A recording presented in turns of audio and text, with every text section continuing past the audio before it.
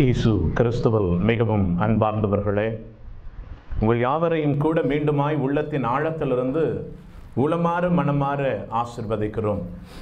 இந்த நாள் முழுவதும் கூட ஆண்டவர் நம் ஒவ்வொருவரையும் கரம் பிடித்து வழி நடத்துவாராக. எனக்கு பிரியமானவர்களே, அழகான 2 பகுதிகள், அழகான 2 வாசகங்கள். திருத்துதர் பணி 15வது அதிகாரம் 22 31 வரை இந்த நாளிலே வாசிக்க கேட்டோம். ஆண்டவருக்குள்ளாக, அவருடைய வார்த்தைக்குள்ளாக, நம்பிக்கைக்குள்ளாக ஆழமாய் இருக்கிறவர்களை அவர்கள் எல்லோரும் ஜெப உணர்வோடு ஆவியினால் ஆட்கொள்ளப்பட்டவர்களாய், ஆவியினால் வழிநடத்தப்பட்டவர்களாய் இருவரை தேர்ந்தெடுக்கிறார்கள். பர்சபா என்று சொல்லக்கூடிய யூதாவையும் சீலா என்று சொல்லக்கூடியவரையும் தேர்ந்தெடுக்கிறதை பார்க்கிறோம். ஏன் இவர்களை தேர்ந்தெடுக்கிறார்கள்? எதற்காக இவர்களை தேர்ந்தெடுக்கிறார்கள்? காரணம், ஒரு சிலர் அந்தியோக்கியா, சிரியா, சிசிலியா ஆகிய பகுதிகளில் இயேசுவின் பெயரை சொல்லி, இயேசுவின் மீது இருக்கிற நம்பிக்கையினுடைய பெயரை சொல்லி அங்கு இருக்கக்கூடிய மக்களை தங்கள் வார்த்தைகளால், செயல்களால் காயப்படுத்தினதை, வேதனைப்படுத்தினதை இந்த மக்கள் கேட்கிறார்கள். அவர்கள் வழியாக ஒரு கடிதத்தை கொடுத்து அனுப்புகிறார்கள். எங்களிலிருந்து ஒரு சிலர் இங்கே வாழக்கூடிய உங்கள் மத்தியில் வந்து அவர்கள் கொடுத்த அந்த போதனையின் நிமித்தமாய் நீங்கள் எவ்வளவு காயப்பட்டிருக்கிறீர்கள், எவ்வளவு வேதனைப்பட்டிருக்கிறீர்கள் என்பதை தெரிந்து மிகவும் வேதனை அடைந்தோம். நாங்கள் உங்களிடத்தில் மன்னிப்பு கேட்கிறோம். நீங்கள் தயவு கூர்ந்து ஒரு காரியத்தை புரிந்து கொள்ள வேண்டும். அவர்களுக்கு நாங்கள் எந்த அதிகாரமும் கொடுக்கவில்லை. இன்றைக்கு நிறைய பேர் பார்த்தீங்கன்னா ஆர்வ கோளாறுல ஒரு சில காரியங்களை பகிர்ந்து கொள்வார்கள். இது நிறைய பிரச்சனை, குடும்பங்களிலே பிரச்சனை, குழுக்களிலே பிரச்சனை, பங்கு பேரவையிலே பிரச்சனை, முக்கியமான காரியங்களை எல்லாம் சொல்லுவார்கள். அந்த பகிர்ந்து கொள்வதை இவர்கள் ஆர்வ கோளாறோடு பலரிடத்திலே சொல்லுவார்கள். ரகசியமான காரியங்களை சொல்லுவார்கள். அதை மனதிலே வைத்துக் கொள்ள முடியாதபடி அதை பலரிடத்திலே சொல்லி பலரையும் காயப்படுத்துபவர்கள் உண்டு. முதிர்ச்சி இல்லாத மனிதர்கள். எனக்கு பிரியமானவர்கள், இப்படியான மனிதர்கள் பலரையும் பல வழிகளிலே அவர்கள் காயப்படுத்தி கொண்டே இருப்பார்கள். இன்றைக்கு நாம் எப்படியா இருக்கிறோம்? அடுத்தவரை நாம் காயப்படுத்துகின்ற பொழுது அவர்களிடத்தில் மன்னிப்பு கேட்பதற்கு நாம் ஊக்கமாய், உற்சாகமாய் இருக்கிறோமா? தயாராய் இருக்கிறோமா? நாம் எப்பொழுது மன்னிப்பு கேட்போமோ நாம் மன்னிப்பு பெறுகிறோம். மன்னிப்பு கொடுப்பது கடினம், மன்னிப்பு கேட்பது அதைவிட மிக கடினம். ஆண்டவருடைய அருள் இருந்தால் மட்டும்தான் ஒரு மனிதன் மன்னிப்பு கேட்பான். இல்லை என்றால் மன்னிப்பு கேட்க முடியாது. எனக்கு பிரியமானவர்களே, மன்னிப்பு கொடுக்க முடியாது, மிக கடினம். ஆண்டவரை மையப்படுத்துகிற ஒரு மனிதன், ஆண்டவருடைய அருளை பெற்ற ஒரு மனிதன் தான் மன்னிக்க முடியும். யாரை மன்னிக்கிறார்கள்? தங்களை காயப்படுத்தினவர்கள், வேதனைப்படுத்தினவர்கள், அவமானப்படுத்தினவர்கள், அவர்களை மன்னிக்கிறார்கள். ஆண்டவர் இயேசு சொல்லுவார், நீங்கள் பலிபீடத்திற்கு வருகின்ற பொழுது உங்கள் காணிக்கைகளை ஓரமாய் வைத்து விடுங்கள். யாரிடத்திலே நீங்கள் ஒப்புரவாகவில்லையோ சென்று ஒப்புரவாகுங்கள். அவர் சிலுவையிலே தொங்கின பொழுது சொன்ன முதல் வார்த்தை, தந்தையே, இவர்கள் செய்வது என்னதென்று தெரியாமல் செய்து விட்டார்கள், இவர்களை மன்னியும்.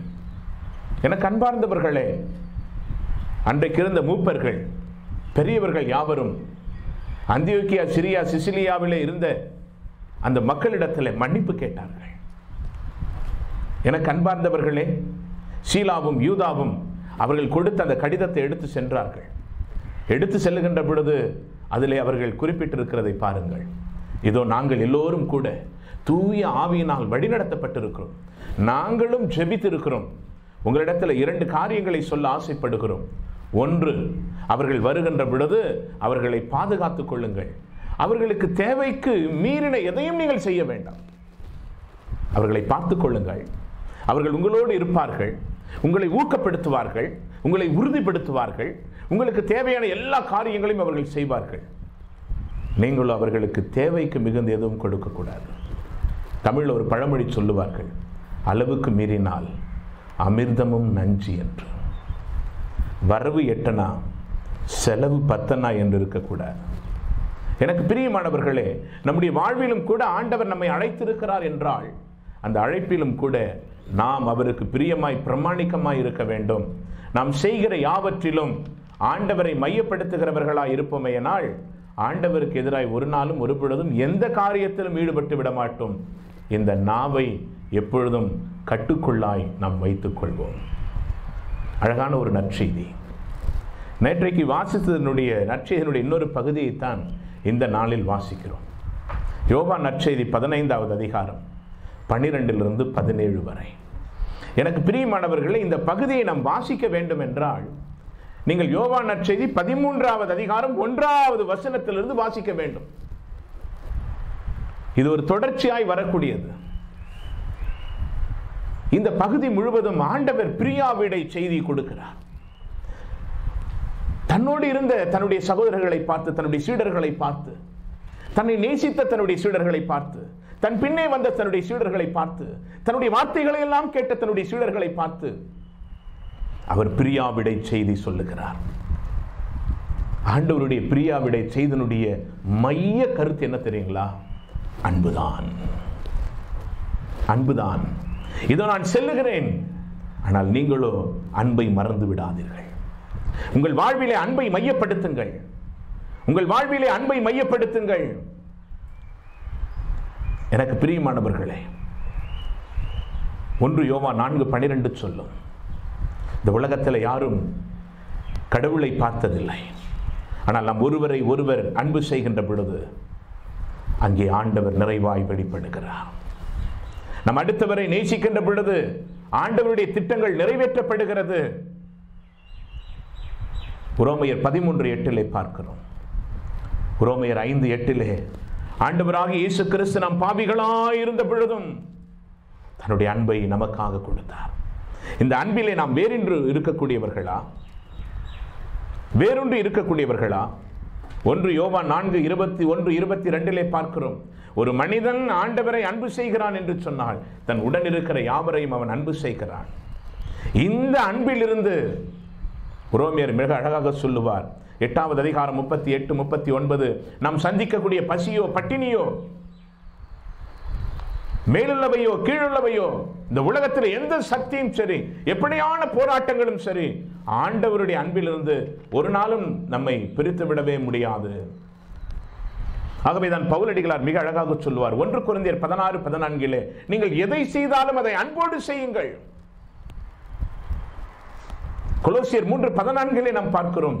இந்த அன்பு ஆண்டவருக்குள்ளாக ஒரு நிறைவை கொண்டு வரும். 1 யோவான் 2:9-10 வரை பார்க்கிறோம். ஒரு மனிதன் வெளிச்சத்தில் நடக்கிறான் என்றால், ஒளியில் நடக்கிறான் என்று சொன்னால் அந்த மனிதனோ அன்பு செய்கிறான். அன்பு செய்ய முடியாத ஒரு மனிதனால் வெளிச்சத்தில் நடக்க முடியாது. ரோமையர் 12:9-10 வரை பார்க்கிறோம். ஒரு மனிதன் அன்பு செய்வான் என்று சொன்னால், ஆண்டவரை அன்பு செய்தால் இந்த உலகம் அவனை வெறுக்கும். இந்த உலகத்தின் எதிரியாய் மாறுகிறான். இந்த உலகத்தை ஒரு மனிதன் நேசித்தால் அவன் ஆண்டவருக்கு எதிரியாய் மாறி போகிறான். நாம் யாரை நேசிக்கிறவர்கள்? யாரை நேசிக்கிறவர்கள்? எனக்கு பிரியமானவர்களே, ஆகவேதான் நீதிமொழிகள் 3வது அதிகாரம் 3-4 வரை பார்க்கிறோம். இந்த அன்பானது நம்மை விட்டு ஒரு நாளும் அகன்று போகாதபடி நாம் பார்த்துக் கொள்ள வேண்டும். இந்த அன்பு நம்மை ஆளுகை செய்யக்கூடியதாக இருக்கிறது. இந்த அன்பு நம்மை விட்டு போகாதபடி நாம் பார்த்துக் கொள்ள வேண்டும். 1 தெசலோனிக்கேயர் 3:12 பவுலடிகளார் மிக அழகாக சொல்லுவார். இந்த அன்பு நம் ஒவ்வொருவரையும் கூட பாதுகாக்கக்கூடிய ஒன்றாக இருக்கிறது. இந்த அன்பை எல்லாரிடத்திலும் நாம் பகிர்வோம். எல்லாரிடத்திலும் பகிர்வோம். ஒரு மனிதன் ஆண்டவரை அன்பு செய்கிறான் என்று சொன்னால் அவரை அறிந்திருக்கிறான். 1 யோவான் 4:7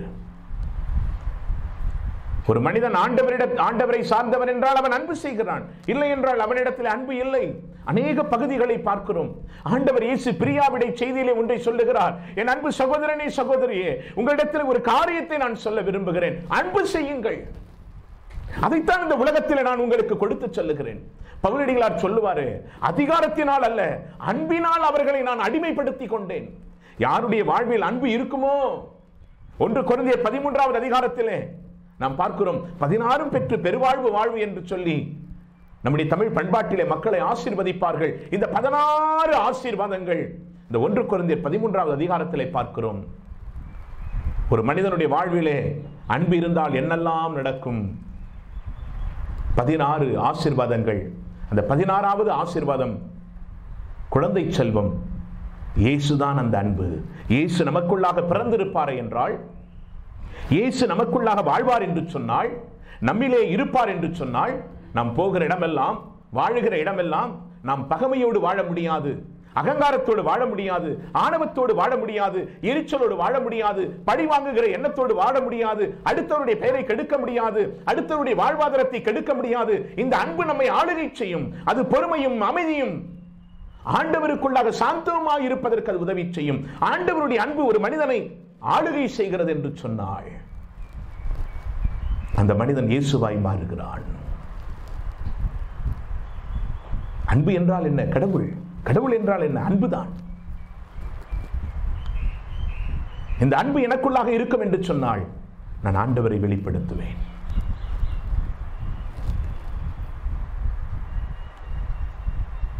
இந்த அன்பை வெளிப்படுத்துவோம். ஆண்டவரை நேசிக்கிற அந்த அன்பை மற்றவரிடத்திலே நாம் கொடுப்போம்.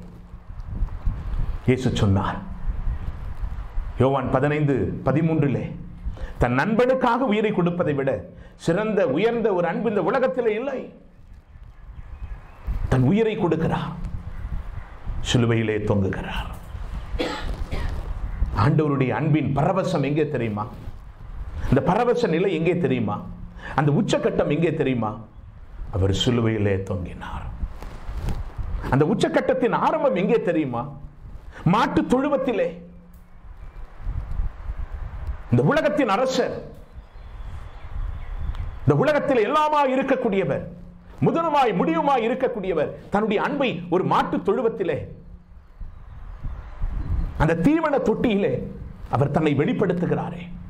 அத்தம் இந்த உலகத்திலே கீழ் மட்டத்திலிருந்து இந்த உலகத்தில் இருக்கிற எல்லாருக்கும் கூட அவர் சொந்தமானவர்.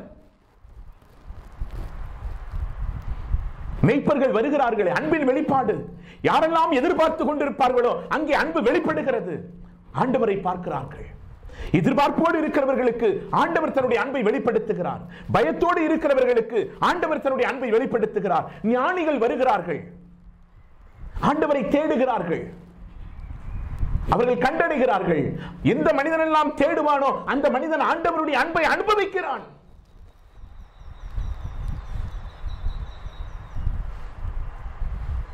இயேசுவின் வார்த்தைகளை கேட்டு அவருடைய 12 வயதிலே ஆச்சரியம் அடைந்தார்களே. அன்பு வெளிப்படுகிறது. இயேசு செய்த அற்புதங்கள், அருமடையாளங்கள், குணமளித்தல் எல்லாவற்றிலும் ஆண்டவருடைய அன்பு வெளிப்படுகிறது. பிரியமானவர்களே, தன் நண்பனுக்காக தன் உயிரை கொடுப்பதை விட சிறந்த மேலான அன்பு ஒன்றுமில்லை. தன் சகோதரர்களை, தன்னுடைய சீடர்களை பார்த்து சொல்லுகிறார், என் அன்பு சீடரே, என் அன்பு சகோதரரே, இது உங்களுக்காக என் உயிரை கொடுக்கிறேன். I give myself to you. இதுல எவ்வளவு அழகா இருக்கு. நண்பர்களுக்காக என்றல்ல, தன் நண்பருக்காக. அப்படி என்றால் இந்த உலகத்தில் இருக்கிற நம் ஒவ்வொருவரையும் தனித்தனியாய் அவர் பார்க்கிறார். Every individual is mentioned. தனித்தனியாய். உனக்காகத்தான் நண்பா, உனக்காகத்தான் தங்கையே, உனக்காகத்தான் தம்பியே, உனக்காகத்தான் சகோதரா, உனக்காகத்தான் சகோதரியே, உனக்காக நான் என்னுடைய உயிரை கொடுக்கிறேன். உனக்காக என் உயிரை கொடுத்து உன்னை வாழ வைக்க ஆசைப்படுகிறேன். உனக்காக ஒருமையிலே பேசுகிறார், பன்மையில் அல்ல, ஒருமை. அப்படி என்றால் இன்றைக்கு யாரெல்லாம் என்னை நேசிப்பதற்கு யாரும் இல்லை என்று நினைப்பார்களோ அவர்களை பார்த்து யாரும் இல்லை என்று நினைக்கிறாயா? உனக்காகத்தானே, உனக்காக மட்டும் தானே, உன்னை மையப்படுத்தித்தானே, உன்னை மையப்படுத்தித்தானே, உன் வாழ்வுக்காகத்தானே நான் என்னையே கொடுக்கிறேன், என் வாழ்வையே கொடுக்கிறேன். ஆண்டவர் நம் ஒவ்வொருவரையும் மையப்படுத்துகிறவராயிருக்கிறார். தன் நண்பனுக்காக. மீண்டும் அவர் சொல்லுகிறார், என்னை நேசிப்பீர்கள் என்றால் என் கட்டளைகளை கடைபிடியுங்கள். அவருடைய கட்டளை என்ன? அன்புதான். அவருடைய கட்டளை என்ன? அன்புதான். எனக்கு பிரியமானவர்களே, காலை எழும்புகின்ற பொழுது இந்த நாளிலிருந்து நாம் எத்தனை முறை முடியுமோ அத்தனை முறை, ஆண்டவரே நான் உம்மை அன்பு செய்கிறேன், நான் உம்மை அன்பு செய்கிறேன், உம்முடைய அன்பிலே நான் நிறைந்து நிரம்பி அந்த அன்பிலே கலிகூற எனக்கு உதவி செய்யும், அந்த அன்பை எனக்குள்ளாகவும் மற்றவர்களுக்குள்ளாகவும் பகிர்ந்து கொள்ள உதவி செய்யும். Jesus, I love you, I love you, I love you சொல்லி பாருங்கள். இறைவார்த்தை மிக அழகாக சொல்லும். எபேசியர் 5வது அதிகாரம் 25வது வார்த்தை. இயேசு கிறிஸ்து திருச்சபை அன்பு செய்வதைப் போல கணவனே உங்களுடைய மனைவியை அன்பு செய்யுங்கள். கணவன் மனைவியை அன்பு செய்ய வேண்டும். ஒரு கணவன் தன்னுடைய மனைவி அன்பு செய்கின்ற பொழுது அந்த கணவன் தன்னை அன்பு செய்கிறான். ஒவ்வொரு கணவனும் மனைவியை பார்த்து, மனைவி கணவனை பார்த்து எத்தனை முறை முடியும் அத்தனை முறை சொல்லுங்க, நான் உன்னை அன்பு செய்கிறேன், அன்பு செய்கிறேன். காரணம், என்னை ஆண்டவர் அன்பு செய்கிறார், நான் ஆண்டவரை அன்பு செய்கிறேன். பெற்றோர் பிள்ளைகளை பார்த்து இன்றைக்கு அடைபட்ட ஒரு சூழலில் இருக்கிறோம். குடும்பமாய் அமர்ந்து நான் உன்னை அன்பு செய்கிறேன், நான் உன்னை அன்பு செய்கிறேன், நான் உன்னை அன்பு செய்கிறேன். காரணம், நான் இயேசுவை அன்பு செய்கிறேன், அவர் என்னை அன்பு செய்கிறார் சொல்லி பாருங்களேன். இன்றைக்கு இந்த அன்பு நம்மை ஆளுகை செய்யட்டும். இந்த அன்புக்குள்ளாக கலந்து இந்த அன்பை வெளிப்படுத்தக்கூடியவர்களாய் மாறுவோமே. இன்றைக்கு நமக்கு ஒரு பெயர் எடுத்துக் கொள்ளலாமா? இன்றையிலிருந்து நான் ஆண்டவரை அன்பு செய்கிறவன், ஆண்டவரை அன்பு செய்கிறவள். நான் அன்பு, என் பெயர் அன்பு, என் பெயர் அன்பு. பெயரளவில் இருக்கிற அன்பு அல்ல, வாழ்விலே செயல்களிலே அதை வாழுகின்ற அன்பு. இந்த அன்பு நம்மிலே இருக்கும் என்று சொன்னால் எவ்வளவு மகிழ்ச்சி. இதுதான் கட்டளை, இதுதான் கட்டளை. ஆண்டவர் இயேசு மிக அழகாக சொல்லுகிறார் 15வது வார்த்தையில், இனி நான் உங்களை பணியாளர்கள் என்று சொல்ல மாட்டேன். ஏனெனில் பணியாளர்கள் செய்வது என்னதென்று தலைவர் செய்வது என்னதென்று பணியாளருக்கு தெரியாது. ஆனால் நான் உங்களை நண்பர்கள் என்று சொன்னேன். நண்பர்கள். ஏனெனில் தந்தையிடத்தில் கேட்டறிந்த யாவற்றையும் நான் உங்களுக்கு சொல்லிக் கொடுத்தேன். எனக்கு பிரியமானவர்களே, நண்பர்கள். யாக்கோபு நிருபம் 2வது அதிகாரம் 23வது வார்த்தைகளை பார்க்கிறோம். தந்தையாகிய கடவுள் ஆபிரகாமை தன்னுடைய நண்பர் என்று சொன்னார். விடுதலை பயணம் 33:11 பார்க்கிறோம். தன் நண்பரோடு பேசுவதைப் போல ஆண்டவர் மோசேயிடத்தில் முகமுகமாய் பேசினார்.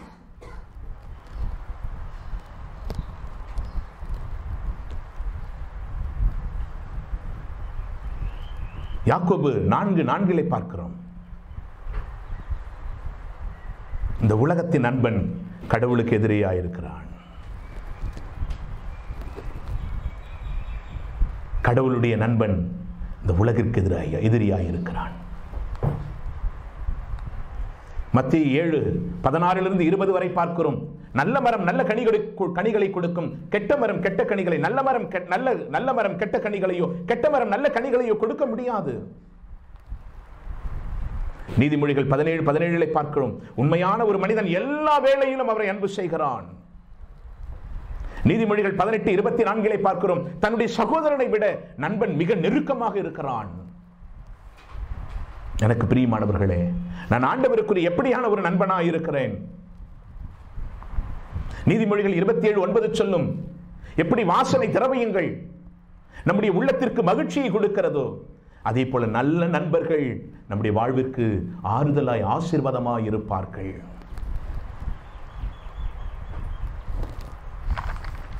இயேசு சொல்லுகிறார், இனி நான் உங்களை பணியாளர் என்றல்ல. இதனுடைய உண்மையான அர்த்தம் இனி அடிமைகள் அல்ல. இந்த அடிமைகள் என்றால் என்ன அர்த்தம் தெரியுமா? ஒவ்வொரு கிறிஸ்தவனும் அடிமையாய் இருப்பதற்காக அழைக்கப்பட்டிருக்கிறான். யாருக்காக அடிமை? ஆண்டவருக்காக அடிமை, ஆண்டவருடைய வார்த்தைக்காக அடிமை, திருச்சபைக்காக அடிமை. தன்னுடைய வாழ்வை ஆண்டவருக்குள்ளாக அன்னை மரியாள் மிக அழகாக சொல்லுவார். லூகாஸ் நற்செய்தி 1வது அதிகாரம் 38வது வார்த்தை, இதோ நான் ஆண்டவருடைய அடிமை. இனி ஆண்டவருக்கு அடிமை, எனக்கென்று ஒன்றும் இல்லை. இனி நான் ஆண்டவரையே சார்ந்தவன், ஆண்டவரையே சார்ந்தவள், ஆண்டவருக்குள்ளாகவே இருப்பேன், ஆண்டவரையே நான் சார்ந்திருப்பேன். ஒவ்வொரு அடிமையும் வாங்கப்படுகிறான் விலை கொடுத்து. ஆண்டவர் இயேசு தன்னுடைய இரத்தத்தினாலே நம்மை விலை கொடுத்து வாங்கி இருக்கிறார். ஒவ்வொரு கத்தோலிக்க கிறிஸ்தவனும் இந்த உலகத்தில் இயேசு கிறிஸ்துவுக்கு அடிமையாக இருப்பதற்காகவே அடைக்கப்பட்டிருக்கிறோம் என்பதை ஒரு நாளும் ஒருபொழுதும் மறந்துவிட வேண்டாம். ஏனென்றால் நாம் அவருடைய பரிசுத்த இரத்தத்தாலே விலை கொடுத்து வாங்கப்பட்டிருக்கிறோம். அப்படி என்றால் நான் எனக்கு உரியவள் அல்ல. ஒருவன் இந்த நாளிலே பலவிதமான பிரச்சனைகளாலே தன்னை மாய்த்துக் கொள்ள வேண்டும் என்று நினைக்கிறார்கள். யார் உங்களுக்கு அந்த அதிகாரம் கொடுத்தது? காரணம், ஒவ்வொரு மனிதனும் அவன் ஆண்டவருக்கு இயேசுவுக்கு உரியவள் என்பதை மறந்துவிடக் கூடாது. அவர் நம்மை விலை கொடுத்து வாங்கி இருக்கிறார். எப்படி? தன்னுடைய சொந்த இரத்தத்தை கொடுத்து. மறந்துவிட வேண்டாம், அவர் விலை கொடுத்து வாங்கி தனக்கு சொந்தமாக்கி இருக்கிறார். இதுதான் அடிமை. ஒரு அடிமை என்றால் அவன் வாங்கப்பட்டிருக்கிறான், தனக்கு சொந்தமாக்கப்பட்டிருக்கிறான். நாம் ஆண்டவர் இயேசுவுக்கு சொந்தமானவர்கள். நம்மை பெயர் சொல்லி தாயின் கருவறையில் உருவாகும் முன்பே அழைத்தவர், தனக்கு சொந்தமாக்கி இருக்கிறார். ஆகவே அடிமையை அந்த தலைவன் பாதுகாக்கிறான். இயேசு நம்மை பாதுகாக்கிறார். நம்முடைய தலையிலிருந்து விடும் தலைமுடியெல்லாம் எண்ணி இருக்கிறவர், காக்கைகளின் குஞ்சுகளுக்கு உணவை கொடுக்கிறவர். நாம் அதைவிட உயர்ந்தவர்கள், சிறந்தவர்கள் அல்லவா? நம்மை பாதுகாக்கிறார், நம்மை பத்திரப்படுத்துகிறார். ஒரு அடிமை அவன் முழு கீழ்ப்படிதலோடு இருக்கிறான், ஆண்டவரையே சார்ந்திருக்கிறான். இன்றைக்கு நாம் ஆண்டவரை சார்ந்திருப்பவர்களா? ஆண்டவரை சார்ந்திருப்பவர்களா? லூகாஸ் நற்செய்தி 9வது அதிகாரம் 23, 24 இருக்கும். ஒரு மனிதன் ஆண்டவரை பின்தொடர வேண்டும் என்றால் அவன் தன்னை இழக்க வேண்டும். தன்னை பாதுகாத்துக் கொள்ளுகிற ஒருவன் அதை இழந்து போகிறான். தன்னை அவருக்காக இழக்கிற ஒரு மனிதன் அதை பாதுகாத்துக் கொள்கிறான். ஒரு அடிமை ஆண்டவருக்காக தன்னை இழக்கிறான், ஆண்டவரையே சார்ந்திருக்கிறான். இந்த அடிமை நண்பராய் உருமாற்றம் அடைகிறான். அடிமை நண்பராய், நண்பா நீ அடிமை அல்ல, என்னையே சார்ந்திருந்தாய், ஆகவே நான் உனக்கு விடுதலை கொடுத்திருக்கிறேன். என்ன விடுதலை? என்னை பறைசாற்றுவதற்காக, என்னை பிரதிபலிப்பதற்காக, என்னை இந்த உலகத்தில் நீ வாழ்வதற்காக. ஒவ்வொரு கிறிஸ்தவனும் அடிமையாய் உருமாற்றம் அடைந்து அவர்கள் நண்பர்களாய் வாழ வேண்டும். நண்பர்களாய் வாழ வேண்டும்.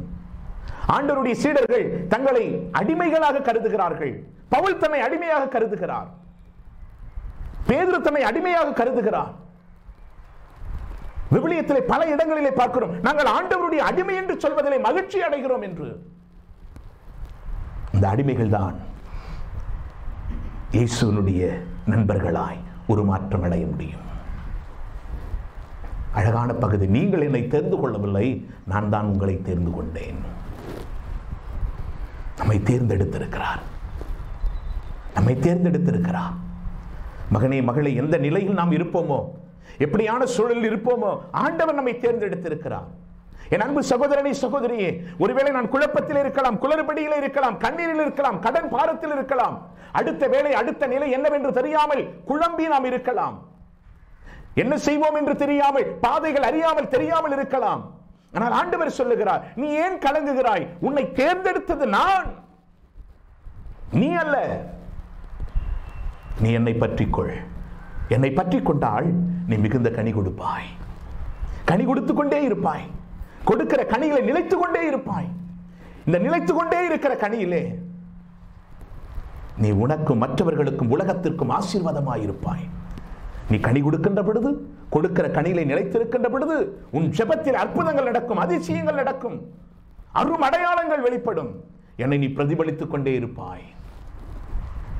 இதற்காகவே உன்னை ஏற்படுத்தினேன், இதற்காகவே அழைத்தேன். ஏன் ஆண்டவர் தேர்ந்தெடுத்தார்? நம்முடைய ஜெபங்கள் இந்த உலகத்தில் அற்புதங்களை காண செய்ய வேண்டும். நம்முடைய வாழ்விலும் மற்றவருடைய வாழ்விலும் அடுத்தவருடைய கண்ணீரை துடைக்க வேண்டும், அடுத்தவருக்கு ஆறுதல் கிடைக்க வேண்டும். அதற்காகத்தான் ஏற்படுத்தினார், அதற்காகத்தான் தேர்ந்தெடுத்தார். மீண்டுமாய் ஒருவர் ஒருவரை அன்பு செய்யுங்கள். நாம் ஜெபிப்போமா? அன்பு இயேசுவே, உம்முடைய அன்பு பெரியது, ஆழமானது, உயர்ந்தது, வானத்தை விட பறந்தது, கடலை விட ஆழமானது, அகலமானது. உம் அன்பை எந்த அளவினால் அளவிட முடியும்? அப்பா, இந்த நாளில் நாங்கள் அடிமைகளாய் எங்களை அழைத்து